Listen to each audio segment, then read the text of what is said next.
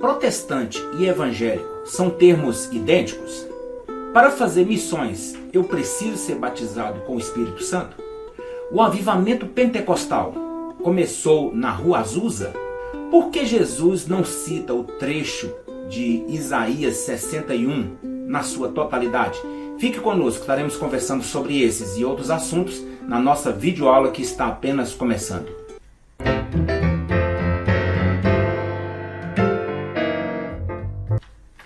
Olá, a paz do Senhor, eu sou o pastor Célio Augusto e esse é o canal EBD Visual. É um canal que tem por objetivo trazer aqui alguns subsídios para as lições, mais precisamente as lições adultos da nossa Escola Bíblica Dominical, as lições da CPAD. Se você é novo aqui no canal, já chego também fazendo aquele convite de sempre. Não se esqueça de se inscrever, também curtir e compartilhar com algum conhecido, algum amigo, algum professor da escola dominical, e assim você estará também de alguma forma contribuindo para o reino de Deus e também para o nosso canal. Já inicio aqui também dizendo que vou deixar nas descrições desse vídeo a aula também em PowerPoint. Não é uma aula ministrada, é uma aula que está em PowerPoint para que muitos estão atrás de alguns subsídios, alguns visuais para a escola dominical, e nós vamos deixar na descrição essa aula em PowerPoint. Os slides são animados, como sempre eu falo aqui, para aqueles que estão em busca, né, desse tipo de material. Eu vou deixar nas descrições. Deus abençoe a sua vida. Eu quero neste momento, antes de iniciar a nossa escola dominical, a nossa videoaula, quero justificar aqui, eu não pude fazer essas videoaulas, pois eu fui convocado em um órgão e ali foi preciso correr atrás de muita documentação, muita mesmo, e também teste físico e outras coisas. E nesse período eu não tive tempo e também cabeça para poder ficar dividindo. Eu com certeza não estaria trazendo aqui uma videoaula como de costume, e aí essa é a razão também, porque além de trazer essa videoaula, eu também faço os slides em PowerPoint e dá muito trabalho. E eu já até pensei em parar com esses slides, mas alguns irmãos procuram mesmo, e eu quero pedir perdão. Não podemos trazer aqui para os irmãos, e os slides também não pude fazer. Fica aqui o meu pedido de desculpa aos irmãos e vamos prosseguir avante, se Deus permitir. Estamos aí hoje na lição de número 5 da nossa CPAD, da lição adultos, onde nós estamos estudando aí sobre missões até os confins da terra. Vamos aí então para a lição de número 5, que tem como tema uma perspectiva pentecostal de missões. E é um assunto voltado para as igrejas pentecostais. Por quê? Porque algumas igrejas tradicionais não acreditam que exista batismo com o Espírito Santo nos dias atuais, e essa é a razão. Então essa lição ela vai falar a perspectiva pentecostal de missões.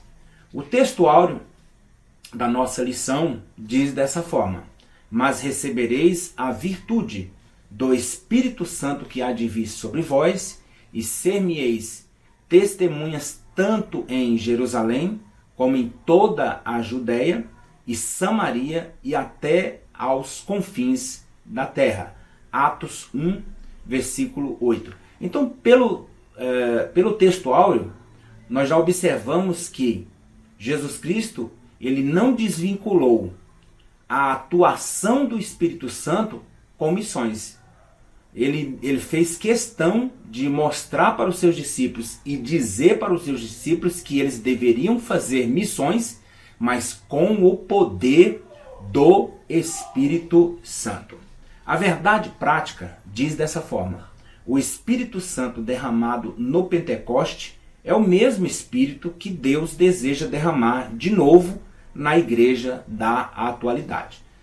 Esse Espírito vem sendo derramado, mas não há erro nenhum nós pedirmos um derramamento maior, mais expressivo, principalmente nos dias que nós estamos vivendo, que consideramos como os dias finais da igreja aqui na face da terra.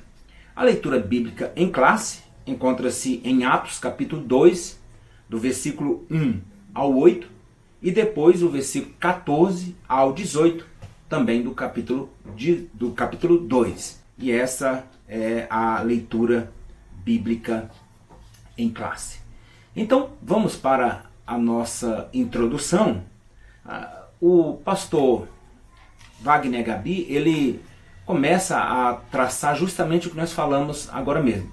Essa vinculação que tem da atuação do Espírito Santo com uma igreja missionária. É necessário. Nós observamos que lá em Atos, Jesus ele vai dizer: ficai em Jerusalém até. Então, existia um prazo para que eles saíssem para pregar, para evangelizar. Jesus disse para que eles ficassem em Jerusalém, que estivessem ali aguardando a promessa, que ele mesmo disse que rogaria ao Pai e ele daria um outro Consolador. E isso aconteceu definitivamente naquele dia de Pentecostes, onde todos os discípulos que estavam reunidos ali foram então cheios do Espírito Santo e começaram também a falar em outras línguas, conforme o Espírito Santo lhes concedia que falassem. E assim nós observamos que a partir desse momento começou a igreja missionária. Da mesma forma, nos dias atuais, nós precisamos também da atuação do Espírito Santo. Nós vamos observar aqui que o Espírito Santo, ele promove na igreja algumas diferenças. Uma igreja que é guiada pelo poder do Espírito Santo, nós temos aí uma igreja que ela se sobressai. E ela se sobressai principalmente no que diz respeito ao mundo sobrenatural. A questão de pregar com poder, ministrar com poder a palavra de Jesus Cristo. Muito bem, então vamos para o tópico primeiro, que diz uma perspectiva pentecostal de missões. Então nós podemos ver aqui que ele vai tratar nos 3 pontos que temos aqui, ele vai falar sobre como que são chamados aqueles que seguem a Jesus Cristo. Primeiro ponto, ele vai falar: somos evangélicos. E a pergunta que nós podemos trazer aqui é aquilo que nós falamos no início. Evangélico e protestante são termos idênticos? Não, não são termos idênticos. O protestantismo, na realidade, essa palavra protestante, ela vai se iniciar, na realidade, a partir de 1529, com um documento chamado Protestatio. Quem fez e redigiu este documento em 1529? Os seguidores de Martinho Lutero, aonde, através do que ensinava Martinho Lutero, eles fizeram ali esse Protestatio, aonde eles regulavam e eles eram uma carta de protesto contra as heresias da Igreja Católica. E por causa dessa carta de protesto, desse Protestatio, eles então ficaram conhecidos e apelidados também como protestantes. Então a palavra protestante vem justamente desta razão. Então nós observamos que a palavra evangélico nessa época não existia. E nós podemos perguntar: e evangélico? o que é evangélico? O que é o evangelho? O evangélico, sim, ele deriva dos protestantes. Porque, na realidade, uma grande diferença do protestantismo em si, quando ele foi criado, é porque do protestantismo veio, então, os 5 solas da Reforma. Solus Christus, sola gratia, sola fides, e por aí vai. Todo mundo já conhece os 5 solas. Eles se pautavam pelos 5 solas. Os evangélicos em si, eles saem de dentro do protestantismo, ou seja, dentro do protestantismo em si, sai esse grupo que se pauta pelo evangelho. E o que o evangelho prega? O evangelho prega a salvação. O evangelho também prega o novo nascimento. O evangelho também, ele prega, né, o cumprimento do ide de Jesus Cristo. O evangelho também, ele prega que Jesus Cristo vai voltar. Então, os evangélicos, nesse caso, eles prezam pelo evangelho e por essas verdades que o evangelho trata, principalmente sobre isso: salvação, novo nascimento, volta de Jesus Cristo, cumprimento do ide de Jesus Cristo e pautando em si, resumindo, pautando pelos ensinos de Jesus Cristo nos seus evangelhos. É isto. Mas não há uma divergência em si, uma briga, podemos dizer, uma diferença enorme a ponto de dizer que uns são mais diferentes que outros. Não. Os 5 solas são pautados também nas verdades da Bíblia Sagrada e também as verdades do Evangelho também estão pautados nesses 4 termos que eu falei aqui, estão embasados dentro das verdades da Bíblia Sagrada também. Então, é uma rápida pincelada somente para a gente saber um pouco desse termo. Alguns irmãos falam assim: nós somos protestantes. Sim, não deixamos de ser. Mas da onde vem a palavra protestante? Talvez muitos não sabiam disso. Mas nós preferimos, né, falar que nós somos evangélicos porque somos pautados pelas verdades do Evangelho. E então esse é o primeiro ponto: somos evangélicos. E se somos evangélicos, nós temos que pregar o Evangelho, ministrar o Evangelho, nós temos que levar esse Evangelho para outras pessoas também. Segundo ponto, somos pentecostais. E o que é ser pentecostal? E o que é ser pentecostal? Nós podemos observar que muitas pessoas dizem pentecostal significa pular, significa sapatear. Ser pentecostal significa gritar. Ser pentecostal significa rodopiar. Ser pentecostal é dar cangaté santo, é dar pirueta, por aí vai. Mas será que é isso mesmo? Será que é isso? Será que eu mostrar que eu sou pentecostal é eu falar mais em línguas estranhas do que o outro?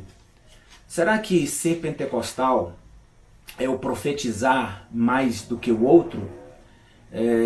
Será que ser pentecostal é justamente eu estar pautado por principalmente no que nós estamos vendo nos dias atuais, em algumas igrejas que estão aí? Você olha algumas filmagens, as pessoas rodopiando ali sem sentido, alguns subindo numa coluna como se fosse um pica-pau, outro carregando banco nas costas. Isso é ser pentecostal? Será que isso é ser pentecostal? E o que é ser pentecostal? É uma pergunta muito simples de se responder. Ser pentecostal é crer na atualidade dos dons e também crer na manifestação do Espírito Santo. E junto com isso também, crer na capacitação do Espírito Santo para a obra do Senhor Jesus Cristo. Aonde foi que eu falei aqui sobre rodopiar? Aonde foi que eu falei sobre essas coisas que nós estamos vendo nos dias atuais? Infelizmente, o que estamos vendo aí são algumas aberrações. E não vamos entrar aqui no mérito se é ou não, mas ser pentecostal é crer na manifestação. Mas preste atenção, a manifestação do Espírito Santo, o Espírito Santo ele age de diversas, podemos até dizer de centenas e milhares de formas. Não quer dizer que seja somente aquele jeito. Da mesma forma, crer também na manifestação do Espírito Santo. Como? Batizando. Ele batizando e ele também entregando dons espirituais para a pessoa. E o mesmo Espírito Santo ele capacita. Não mudou lá de Atos dos Apóstolos, de maneira nenhuma. Isto é ser pentecostal. E aí a pergunta que eu fiz no início, o avivamento pentecostal, ele começou na Rua Azusa? Por que eu fiz essa pergunta? Porque muitos, até mesmo para desprezar ou até mesmo para descredenciar o movimento pentecostal, eles dizem que esse movimento começou ali nos Estados Unidos, ali na Rua Azusa, com William Seymour, de lá para cá. E isso é um tremendo engano. O avivamento pentecostal, sabe quando que ele nasceu? Ele nasceu no dia de Pentecostes. Ele nasceu no dia em que o Espírito Santo desceu e batizou a todos com o seu poder. E a partir daquele momento, eles saíram para a pregação da palavra do Senhor. E nós observamos, e se você pegar aí a internet, dá um Google e procura saber sobre manifestações do Espírito Santo nos pais da igreja. E você vai ficar de boca aberta em saber que muitos pais, depois ali no ano 100, no ano 200, no ano 300, eles criam na manifestação do Espírito Santo, criam no poder, em cura divina, e alguns desses pais, há relatos, e muitos relatos, de que eles falavam em línguas estranhas. Há relatos na história, há livros que comprovam isto aí. Então, por que de um período até mais ou menos na época então da Rua Azusa em si, quando começa ali novamente esse movimento do Espírito Santo, por que não era tratado? Porque ganhou-se na história um grupo chamado cessacionistas. Eles tiveram muito mais poder de persuasão na igreja do que aqueles que acreditavam que os dons, a manifestação do Espírito continuava da mesma forma. Então, nesse período, os cessacionistas eles ganharam poder de persuasão e eles conseguiam mudar a mente de muitas pessoas. E juntando a era chamada Era das Trevas, do período ali da Igreja Católica, onde os pecados começaram a entrar dentro da igreja, e coisas antibíblicas que começaram a entrar dentro da igreja, também não teve uma atuação tão plena das manifestações do Espírito Santo. E então,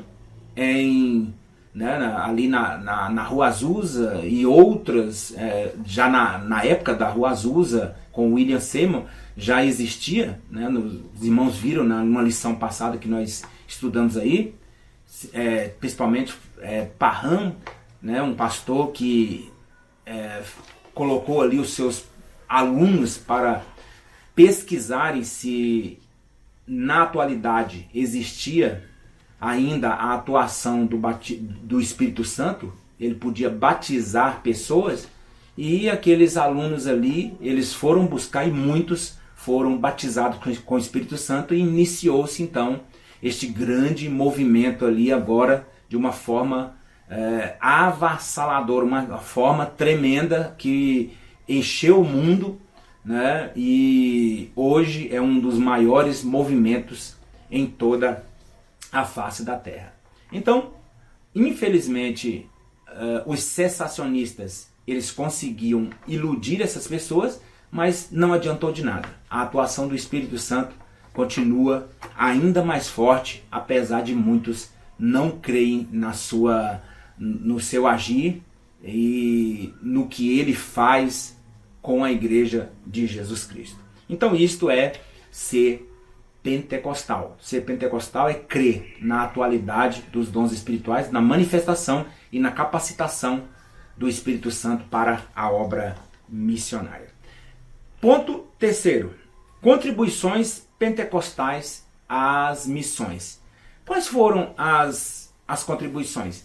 Eu vou citar aqui, e isso não está na revista, mas eu próprio mesmo buscando, eu vi aqui pelo menos 4 contribuições que eu poderia citar. A primeira contribuição que o pentecostalismo traz e trouxe às missões é justamente o amor ao ID de Jesus Cristo. Os pentecostais sempre foram, e que Deus venha aumentar mais esse amor, mas os pentecostais sempre foram amorosos em cumprir o ID de Jesus Cristo.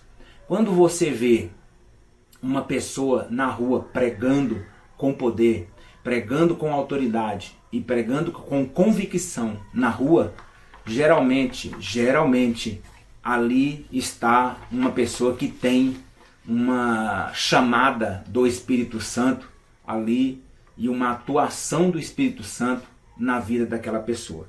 Então, o primeiro é o amor ao ID de Cristo, o segundo é pregação com poder, com autoridade. O movimento pentecostal, o pentecostalismo trouxe também essa característica. Pregações com poder. Pregações não tendo abrições de boca. Por quê? Porque é o próprio Espírito Santo falando e falando com autoridade e falando também com manifestações e mostrando também as suas manifestações, né? Então, amor ao ID de Cristo, pregações com poder. O terceiro são os sinais que acompanham a pregação pentecostal. O próprio Jesus Cristo, ele vai dizer em Marcos capítulo 16, versículo 17, ele vai dizer: e estes sinais seguirão aos que crerem. Então, Jesus Cristo mesmo que disse que esses sinais iam seguir. E ele não disse que esses sinais iriam acabar. Então ele vai dizer: e estes sinais seguirão aos que creem em meu nome. Expulsarão os demônios, falarão novas línguas, pegarão nas serpentes, e se beberem alguma coisa mortífera, não lhes fará dano algum, e porão as mãos sobre os enfermos e os curarão. Jesus estava mostrando aqui a atuação do Espírito Santo em diversas situações. Não quer dizer que em todo momento você vai pegar em serpente, que você vai beber coisa mortífera, né? E isso não vai fazer mal algum para você. Preste atenção. Aqui ele está falando de missões esporádicas, aonde o Espírito Santo ele iria agir diante de uma situação. E isso iria seguir aquele que crê. Nós temos que crer nisto, porque senão Jesus Cristo estava mentindo. Então, nós observamos aqui também que os sinais é algo que acompanham a pregação pentecostal e principalmente em missões. Temos vários relatos de pessoas que foram curadas através da pregação de um missionário e elas aceitaram a Jesus como Salvador.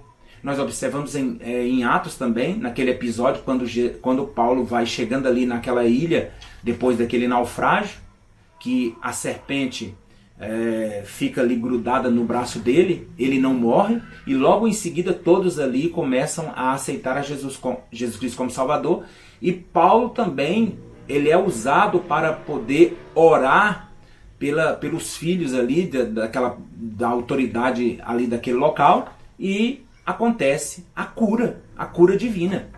Então isso não acabou, isso não foi só para a época dos apóstolos. Estes sinais vão seguir aqueles que creem. Então, e o último lugar, além de o amor ao ID, a pregação do evangelho, o amor a missões, além das pregações com poder, além das pregações com sinais, também nós temos o crescimento sobrenatural da igreja. As igrejas pentecostais, queiram ou não queiram aceitar, elas crescem, não é por causa de barulho, não é por causa de reteté, não é por causa disso, é porque existe uma atuação plena do Espírito Santo dentro de uma igreja pentecostal. E através da pregação da palavra de Deus, Deus fala com aquela pessoa e ela não tem como. Ela levanta as suas mãos e aceita o plano da salvação proposto por Jesus Cristo ali na cruz. Muito bem, então vamos agora para o tópico segundo, que tem como tema a obra missionária depois do Pentecoste. Ponto primeiro, a causa da obra missionária da primeira igreja. Então o que nós vemos aqui é que o Espírito Santo, ele é o principal promotor do crescimento da igreja e da transformação na vida das pessoas. É o Espírito Santo que faz isso. Ele é o promotor, né? E nós observamos que ele é a causa do crescimento. E ele também não só é a causa do crescimento, mas ele é a causa também da transformação na vida das pessoas. E nós temos um exemplo na Bíblia Sagrada do próprio apóstolo Pedro. Olha como era o apóstolo antes do batismo com o Espírito Santo e veja o exemplo dele depois do batismo no Espírito Santo. Antes ele era chamado a atenção por Jesus Cristo. Jesus Cristo mesmo chama a atenção dele ali, não que ele era o diabo, mas ele diz: para trás de mim, Satanás. Então ele estava emprestando a boca ali para Satanás. Pedro também é clássico da gente de antes do Pentecoste e daquele encontro com Jesus Cristo ali na beira daquela praia. Nós observamos ali o Pedro como era antes. Ele também ele é conhecido como Pedro o traidor de Jesus Cristo. Mas depois do encontro com o Espírito Santo, que o Espírito Santo enche a sua vida, o capacita e enche de poder com a manifestação que ele dá, através de uma pregação, quase 3.000 almas aceitam a Jesus como Salvador. E logo depois, outra pregação, muito mais aceitam a Jesus como Salvador também. E há um crescimento vertiginoso através da ação do Espírito Santo. Então, ele é o promotor do crescimento e ele é o promotor também da transformação na vida das pessoas. Ponto segundo, a expansão missionária da primeira igreja. Nós observamos aqui que, como nós no primeiro ponto vai falar sobre o Espírito Santo, aqui vai falar sobre o apóstolo Paulo. Aqui o apóstolo Paulo também, além dele ter sido alcançado pela graça de Deus, ele se tornou o maior defensor e incentivador do batismo com o Espírito Santo.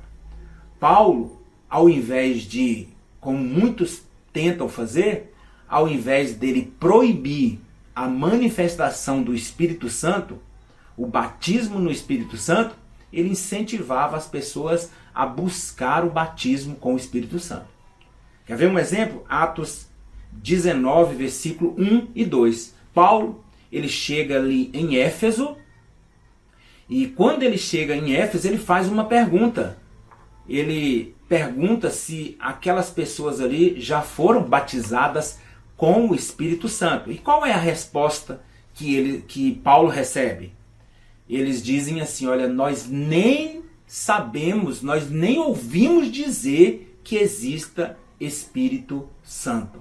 E Paulo poderia falar, não, então vocês vão buscando por aí, se for da vontade de Deus, ele vai batizar vocês. Não, Paulo, ele então ora e aquelas pessoas ali são batizadas no Espírito Santo e começam a falar em outras línguas.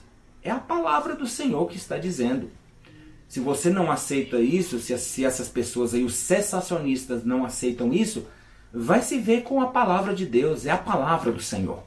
Então, nós observamos que a expansão missionária que ela se deu por causa disso. Porque os apóstolos, além deles receberem, eles também incentivavam as pessoas a receberem o batismo no Espírito Santo. Ponto terceiro, Deus não faz acepção de pessoas. Então aqui é um caso clássico. Agora, como falou sobre o Espírito Santo ali no ponto 1, falou sobre Paulo no ponto 2, vai falar sobre Pedro.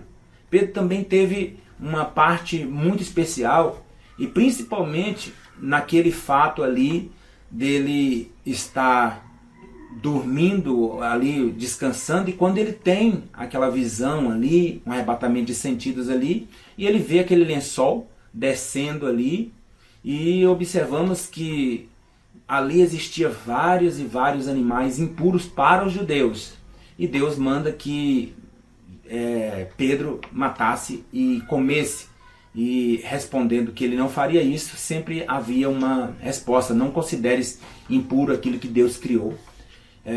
Então Deus estava mostrando ali que o Evangelho não era somente para os judeus, mas o Evangelho era também para os considerados pelos judeus impuros. E até o momento o Evangelho não tinha saído das regiões ali, estavam mais próximas ali de Jerusalém, né, de Samaria, da Judéia, mas não estava ainda até os confins da terra.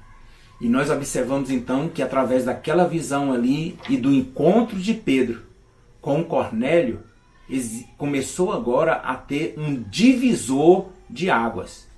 Esse fato que se deu na casa de Cornélio, ele pode ser conhecido como antes desse encontro e depois desse encontro para os gentios. Por quê? No momento em que Cornélio recebe Pedro ali para aquelas instruções, também ele é batizado com o Espírito Santo e ele recebe a salvação em Cristo Jesus. E a partir desse momento, então, quando Pedro, no próximo capítulo, nós observamos ali em Atos capítulo 11, isso acontece em Atos capítulo 10, em Atos capítulo 11, Pedro ele vai se explicar com os judeus, e os judeus dizendo: olha, você entrou na casa de um impuro, você entrou na casa de um incircunciso, você entrou na casa de um romano, você não poderia ter feito isso. E ele falou: olha, eu não poderia. E ele vai contar o que aconteceu ali sobre o lençol, e ele então vai dizer que ele não poderia ser desobediente àquela visão. E no versículo 18, então, nós observamos ali que aqueles judeus, eles respondem que verdadeiramente agora o Evangelho também estava chegando aos gentios, e que era a vontade do Senhor. Então, esse encontro de Pedro com Cornélio é um divisor de águas. né? Nós observamos aqui que Deus mostra claramente que toda pessoa na face da terra precisa ouvir a palavra da salvação.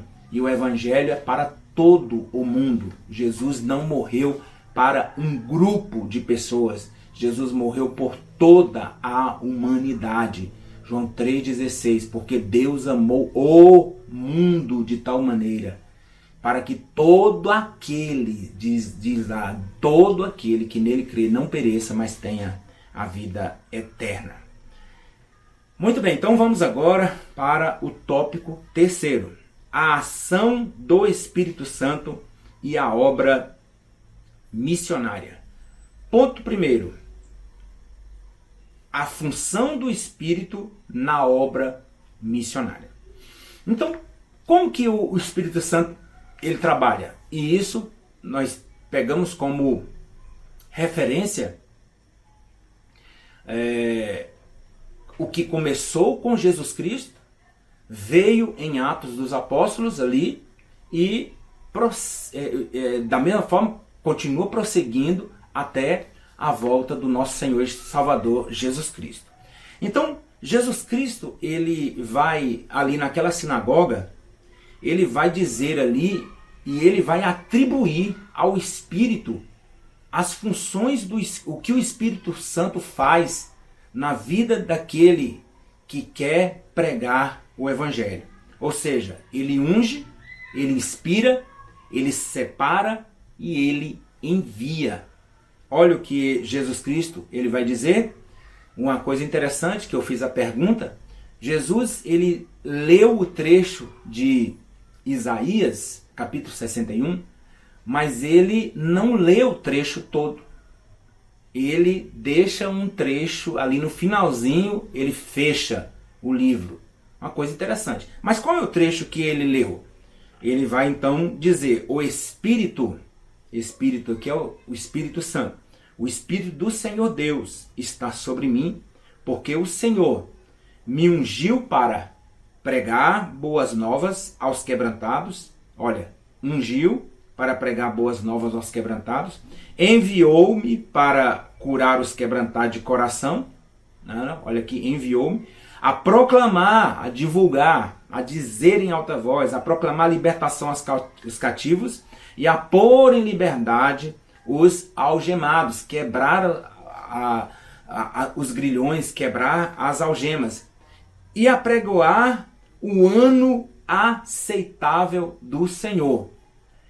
Isaías vai dizer o finalzinho assim, olha, e apregoar o ano aceitável do Senhor e o dia da vingança do nosso Deus. Mas preste atenção como Jesus ele vai ler lá na sinagoga. Ele vai dizer, o Espírito do Senhor é sobre mim, pois que me ungiu para evangelizar os pobres, enviou-me a curar os quebrantados de coração, a pregar liberdade aos cativos, restauração da vista aos cegos, a pôr em liberdade os oprimidos, a anunciar o ano aceitável do Senhor. E ele fecha o livro. Ele não completa como e anunciar o dia da vingança do nosso Deus. Sabe por quê? Porque Jesus ele veio para proclamar boas novas, boas notícias. E quais são essas boas notícias? As boas notícias é que ele é o Salvador. E quais são as boas notícias que um pregador sai, um missionário sai?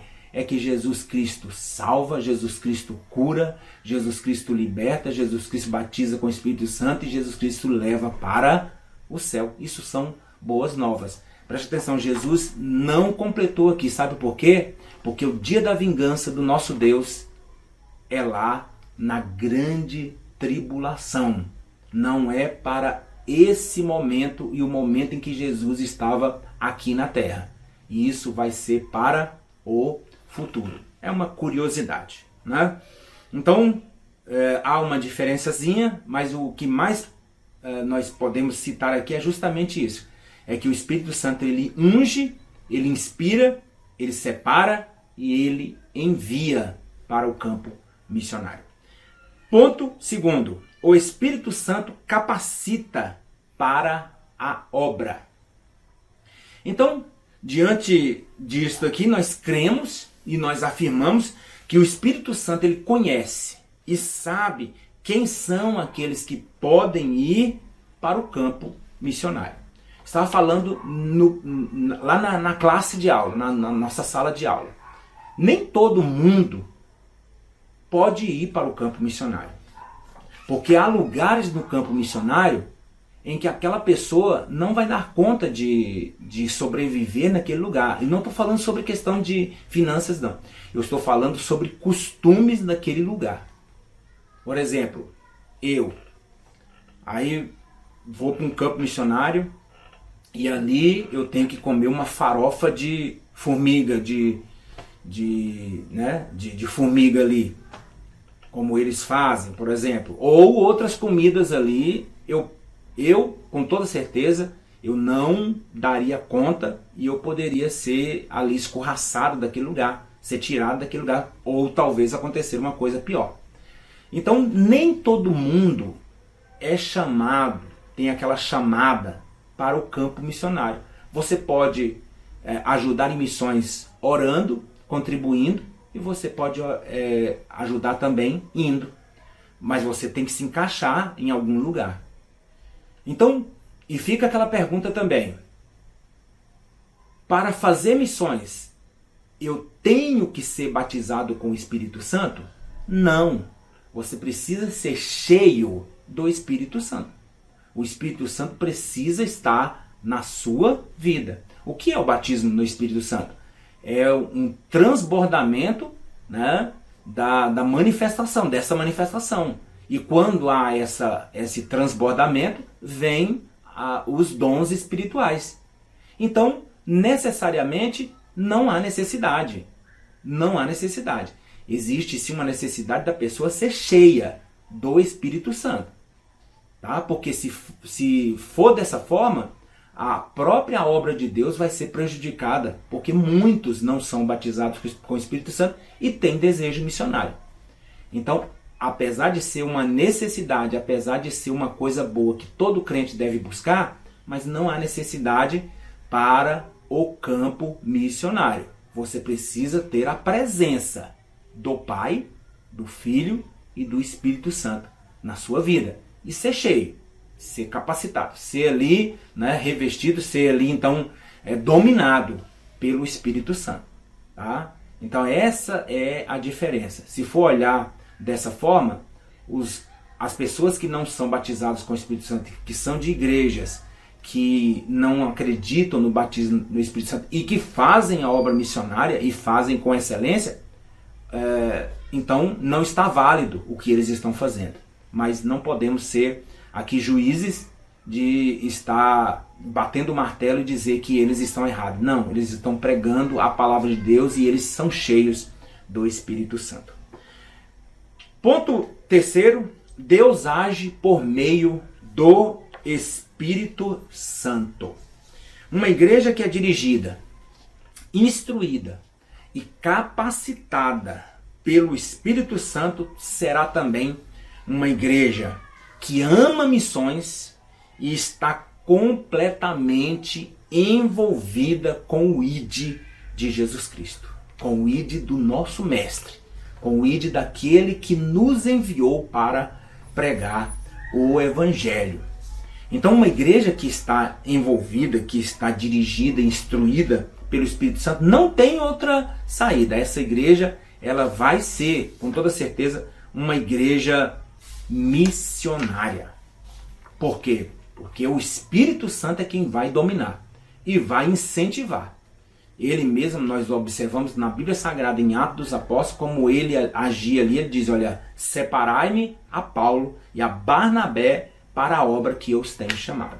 Então, ele próprio já está ali na direção de missões, então ele também vai dominar aquela igreja para que essa igreja cada dia mais esteja com o seu coração colocado nas missões, ou seja, ou melhor dizendo, que as missões estejam dentro do coração dessa igreja. E não tem uma outra saída a não ser essa igreja enviar missionários ou sustentar missionários ali naqueles campos. Muito bem, então chegamos aqui à nossa conclusão desta videoaula. E como de costume, vamos fazer a leitura da conclusão para poder ficar mais pautado e mais ainda impregnado no nosso coração o que estudamos. O pastor Wagner Gabi vai dizer dessa forma: nesta lição estudamos uma das mais importantes contribuições dos pentecostais para as missões modernas. Qual? O poder do Espírito Santo na vida da igreja. Vimos que assim ocorreu no ministério terreno de Jesus, bem como no ministério terreno da igreja primitiva. Tudo isso nos mostra que é indispensável para qualquer projeto missionário que toda obra comece e termine sob o poder e direção do Espírito Santo. É essa presença santa que garante o sucesso e eficácia da obra missionária em pleno século 21. E assim terminamos aqui a nossa videoaula.